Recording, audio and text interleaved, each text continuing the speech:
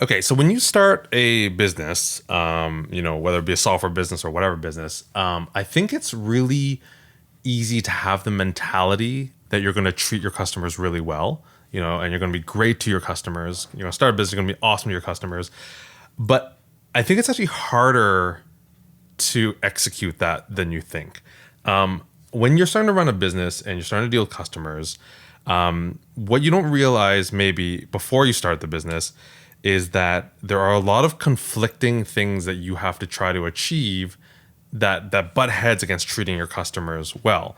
You have deadlines to meet, you have payments to make, you have your employees to take care of, you have your own well-being to take care of, and all this might go against treating a customer well. So I have a story to tell here that deals with me not treating a customer well, and then having a chance to make up for it.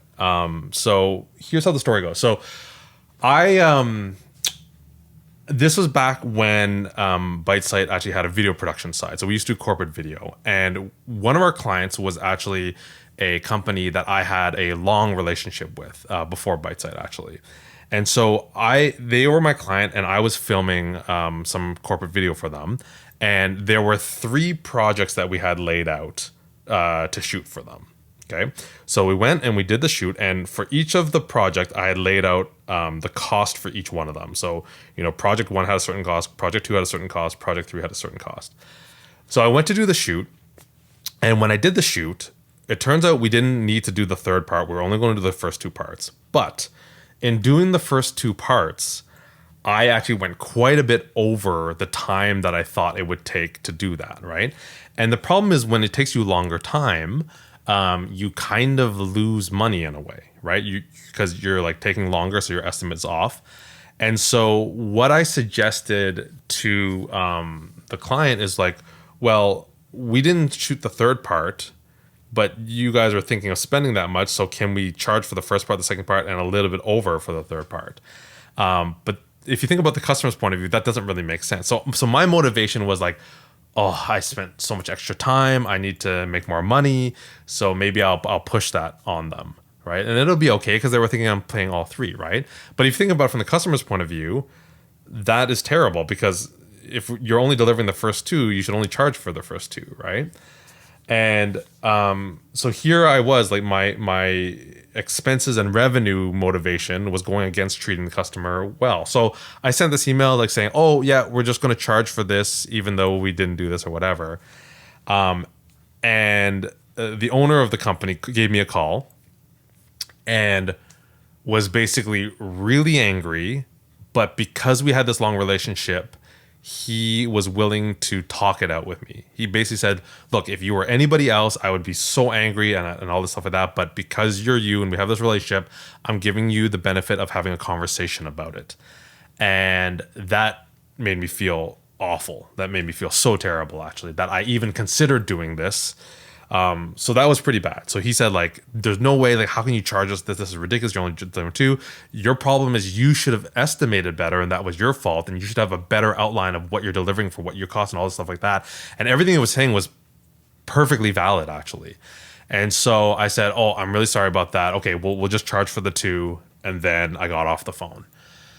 So that felt terrible. So already that's not good. Like treating the customer poorly, and I paid for it by having a stern talking to, but it could have been a lot worse, right? But then after that, I realized this was an opportunity for me to put my actions behind my beliefs. And I was thinking about the times that I've been treated poorly as a customer, right? So I can many times, I deal with like Rogers and my cell phone plan, right? And they will get something wrong on the bill. And they get something wrong on the bill, and I call them up and I say, you guys did something wrong on my bill, and they check it out.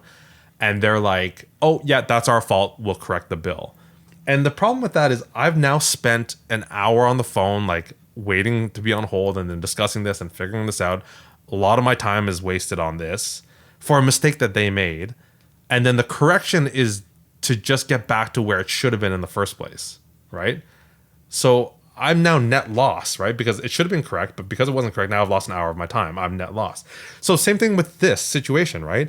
Like, the company I was dealing with, he was nice enough to give me a conversation about it, but he was angry and he had to deal with me and he had to have this long conversation with me, all to get back to just the point where I should have charged them that amount. Like, it only got back to that point. So that's where I thought, that's terrible. Like, I should have only charged for the two anyways. He shouldn't have needed to have a big conversation with me and get irritated and all this stuff.